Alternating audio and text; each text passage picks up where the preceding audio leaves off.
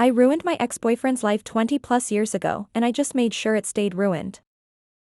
Sorry, this is a bit long. All names changed.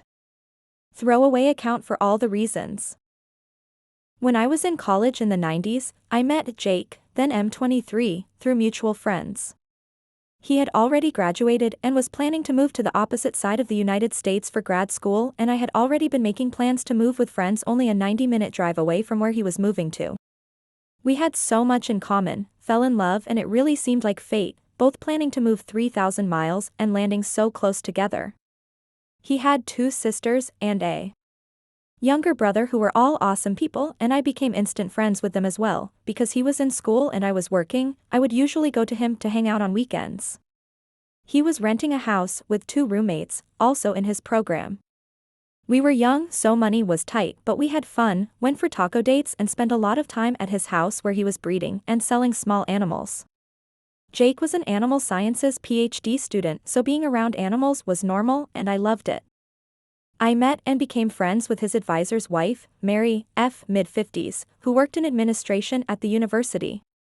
She is a lovely woman and I would often have lunch with her when I went over on weekends. Jake was a teaching assistant and TA, and I met other people in the program and made friends with them faster than he did. After about 2 years of dating, I was at the house one day, laying in bed together, in a state of some undress, and he said out of the blue, he was concerned I'd been gaining weight and it made it harder for him to be attracted to me. No concern about my health, it was all about him finding me unattractive. I sat up and said, well, then maybe you should make sure there is better food for me to eat than crackers and cheese when I come up on weekends. Even at 23. I didn't take that kind of BS. I had gained maybe 10 pounds since meeting him 2 years earlier and still wore the same size clothes, about a US size 6 to 8. I wasn't going to engage in a fight about it after all, it was his problem, not mine, so I asked him calmly, so what is your solution to this? He stared at me blankly and said, well, I guess that you should try to lose weight, and I said, nah, I'm not going to do that, so what are you going to do about it? He said, well, I guess nothing. I wanted to let you know how I feel and I said, cool, thank you, put my clothes back on, went to sleep and drove home the next day as usual. We keep dating and about 3 months later he called me and said he wanted to break up after close to 3 years. The reason, and I quote, you don't know enough about science. He felt like he couldn't have a conversation with me about his work where he didn't have to use common names for animals instead of scientific ones. I said, well, that's bullshit, what's the real reason? He said it was the real reason. He came to see me a month later to return something of mine and I confronted him, demanding the real reason. He finally admitted he had been seeing one of his undergrad students, let's call her Meg, a 19-year-old. He was then 26 and her teacher. I screamed at him to leave, my roommate threatened to throw him off our second-floor balcony if he didn't go, and he left. It hit me all at once. After he walked out and I went from rage to stunned laughter. I'd met Meg a few times and at one point, she was at his house for a barbecue and spilled something all over her pants. Jake asked me if I could loan her some sweats. I couldn't because I was a size 8 and she was a size 18. Nothing wrong with that, at all, but the point is, I realized he made those comments about my weight to try and get me to break up with him because he was a coward. He clearly liked a big gal. Although, when he'd said those things to me about my weight it was 1 a.m., I lived about 95 miles away and we had just had sex, so I don't know how he thought this would go, even in hindsight, it perplexes me. Did he think I was going to break up with him and storm off into the night and drive for an hour and a half? Anyway, I emailed his roommates, it was the early 2000s, it's how you communicated anything you didn't want to say on the phone. I wanted to let them know we'd broken up and that they were always lovely to me and thanked them for being friends. They both admitted they knew about Meg and were the ones to demand that Jake tell me or they would. That's when he broke up with me with the lame, you don't understand science excuse. One of his roommate, a super nice, super cute guy named George, offered to help me get a few things still at their house that he had collected for me away from around the house. He suggested I come up for the weekend, we go out and drink and have a good time, all the things Jake didn't want to waste money on, and I said sure. So I went up and George let me into the house while Jake was gone. I took photos of all of his animals because while I might not be a PhD student, I paid attention and I knew he had an endangered species in his care. He wasn't breeding it, it was an unreleasable animal he had taken in from a rescue organization. There was paperwork he had to submit with a $25 fee and he refused to do it, saying he didn't want the government in his business. I took photos of that animal, all his breeding conditions and a photo of an animal not allowed in the state which was in a tank, right next to a window and visible from outside. I then went out for a night on the town with George. We stumbled in early, around midnight, so Jake and Meg who were watching TV would see me in a short dress. Drunk and George practically carrying me. I spent the night in George's room. He was a total gentleman but made sure to leave the room and parade past them in his boxers a few times and we giggled and moaned loudly so they could hear us.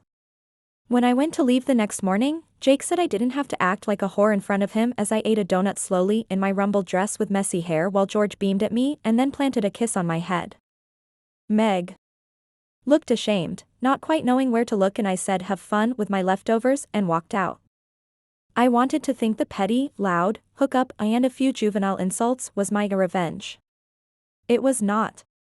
The next day I had my photos developed. The good old days, and called the State Office of Fish and Wildlife. I reported the animals in the house, the potential overcrowding of breeding animals and the 2 animals he shouldn't legally have it all in the state and asked them how to make a report. Turns out Jake wasn't well liked by his peers in his program, or by his roommates, but I was. George had suggested that he and their other roommate could submit complaints to the university that a TA was sleeping with one of his students and showing her favoritism. The night we were out at the bars, we made sure to tell the story to anyone who they knew. They made sure all the women in his classes knew he was sleeping with Meg. It wasn't a large program so people knew fast he had cheated and was now dating his student. George and the other roommate made sure people knew they had put in complaints, sick of Jake's entitled BS. With my full statement made and photos sent to the state wildlife officials, I called my friend Mary, Jake's advisor's wife. She knew about the breakup and lame reason and I let her know he admitted he was sleeping with a student. I'd been emailing with him and he admitted to it in writing so I sent that to Mary. To say she was not happy about that was an understatement.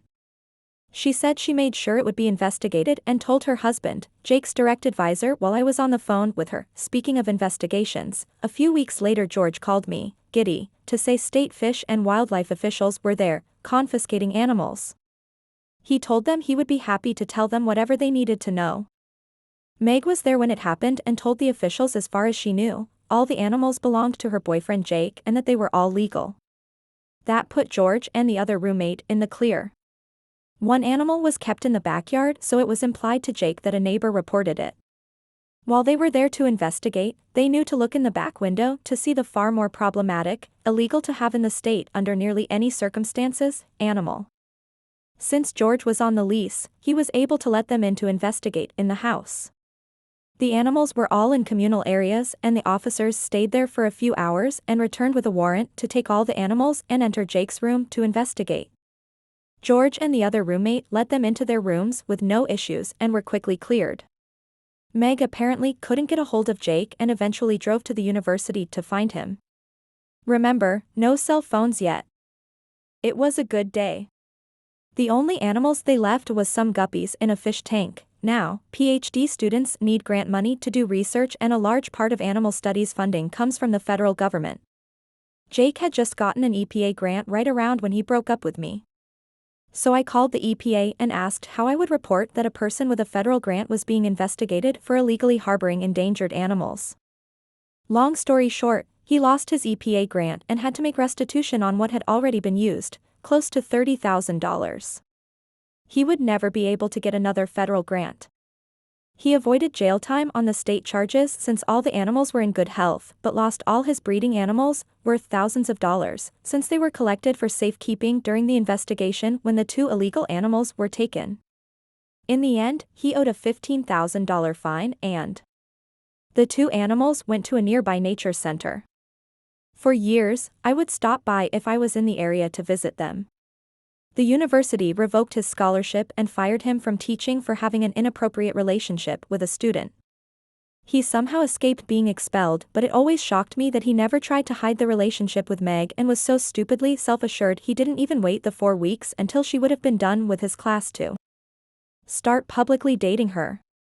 By the university rules, he would have been in the clear to date her, not being her teacher anymore, and she would just have to avoid any classes he was a TA in. It never fails to make me laugh. After a few months, I emailed his sisters and told them I missed them because Jake broke up with me after trying to call me fat and cheating on me, and I felt weird contacting them. The girls told me he told the family I broke up with him because of the distance.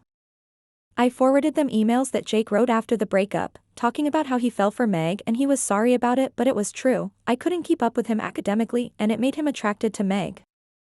Jake managed to convince his dad to pay for 1 more year of school so he could get a master's instead of a PhD, and while I stayed in contact with his sisters and brother via email and then social media, I largely let it all go. I got even, made some friends. Mary became like an auntie to me and I went on with life. I went on to get a master's degree myself and my specialty: helping scientists and doctors communicate their work to lay people. You know, us dummies who can't remember all the scientific names. I swear, it happened by accident, not design, but I love it and I work with everyone from small-town doctors and nurses to pharmaceutical companies to museums to state and federal governments to film and TV producers. I travel a lot and speak and get to learn a lot of cool things about our planet and how things worked. I knew through his siblings that Jake and Meg got married and had 2 kids. Meg dropped out of the sciences and became an accountant. Jake went back to breeding animals. Every once in a while, his sisters or brother would tell me something over for lunch or via text, but we had our own relationship that exists outside of him. Apparently when I sent a wedding gift for one of his sisters, he loudly complained at a co-ed bridal shower that all of his siblings still were my friend and didn't make an effort to embrace his now wife, Meg. Apparently the sister just laughed and said, "I don't make it a habit to be friends with homewreckers." This is how Jake's parents found out how their relationship started and ours ended, 10 years after we broke up. Jake never found out. I was behind reporting him to the state and in the end, I didn't lie about a single thing, except maybe exaggerating a drunken makeout session with George, who is now a successful and tenured professor with a lovely wife and daughters. Fast forward about 20 years to a few weeks ago. I was at a university giving a lecture to a room of 250 undergrad and grad students. In the end, I was mingling with the student afterwards and I hear a voice say, "Hey, OP, long time no see." And I realize it's Jake and I didn't change the expression on my face at all. I was completely shocked and my instinct was to play dumb. So I said, "I'm sorry, help me out, have we met at another workshop or lecture?" He looked incredulous and said, "It's me, Jake," and I said, "I can't place you, but I would love to figure it out." Finally, I gasped and said, "Oh my goodness, Jake. I guess I blocked you out," and said, "Well, lovely to see you," and moved on quickly when he tried to reach out and hug me. I was happy to leave it there, with the satisfaction of him seeing me as a guest lecturer in a science department of a major university when he was just in the audience. The department chair and faculty who had invited me to speak took me out to dinner, and while there, one of them said, "So you know Jake?" I said, "I did, from over 20 years ago," being vague about how. She went on to tell me he had been there for an interview for a teaching position and had spent a few days there observing, and they were likely going to hire him. I couldn't control it, I scoffed. When they all looked at me, I said, "I'm sorry, I'm just shocked he's teaching after what happened at University X." They said what happened and I said, he was sleeping with a 19-year-old student when he was 26 and he had to leave the program without a PhD because he couldn't afford to stay after losing his scholarship. The 3 people I was with all looked at each other like they knew they had a problem and said, "Wow, we'll have to look into that," and change the subject. My old friend Mary, retired a year or 2 now but still friendly with her old collages, called me this weekend to say a friend at the university let her know someone had called doing a background check about Jake and they pulled his file, which included being fired, leaving the program with a lower degree, and the complaint letters from over 20 years ago about his conduct.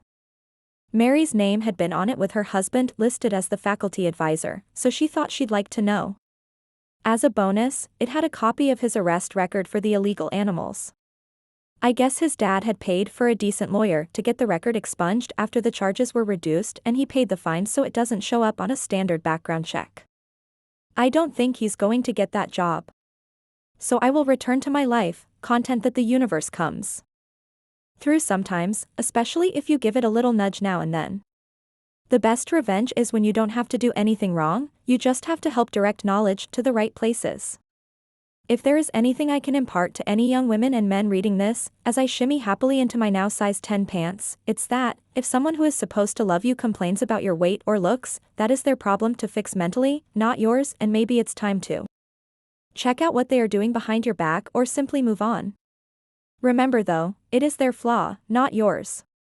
If Jake hadn't been a coward and tried to make me break up with him and just ended things with me in a mature way, I might not have found out about Meg and turned his own wickedness back on himself.